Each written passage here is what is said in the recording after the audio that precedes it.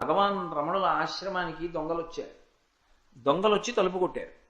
తలుపు కొడితే ఆయన కిటికీలోంచి చూశారు దొంగలు. ఎవరు మీరన్నారు. మేము దొంగలం అన్నారు.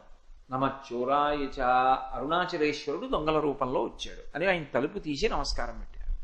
స్వాగతం, రండి. వాళ్ళు అన్నారు, బుద్ధి ఉందా లేదా నీకు? మేము దొంగలం అంటే తలుపు తీస్తే ఏంటి? తలుపు వేసుకుని అరువు, మేము తలుపులు పగలగొట్టుకుని వస్తాం, లేకపోతే మేము మా వృత్తికి తృప్తి ఉండదు మాకు, అలా నువ్వు పిలిస్తే వస్తే అన్నారు. ఆయన అన్నారు, ఎందుకు? నాకు మీరు పరమేశ్వర స్వరూపం. నమచ్చోరాయచ, అరుణాచలేశ్వరుడు మీ రూపంలో వచ్చాడు, రండి, మీకేం కావాలో తీసుకెళ్ళండి. నీకు బుద్ధి ఉందా లేదా? అదేమిటి అలా పట్టుకెళ్ళడానికి మేము ఏమైనా విరాళం కోసం వచ్చామా? మేము అలా రాము, తలుపు వేసేసుకో, మీ ఇష్టం, మీకు ఎలా తృప్తి అయితే అలా తలుపు వేసేసుకుంటాం. వాళ్ళు దొంగ దొంగ అని అరవమన్నారు. ఆయన అన్నారు, నేను అరవను, నాకు మీరంటే మహాభక్తి, నమస్కారం చేస్తూ నిలబడతాను.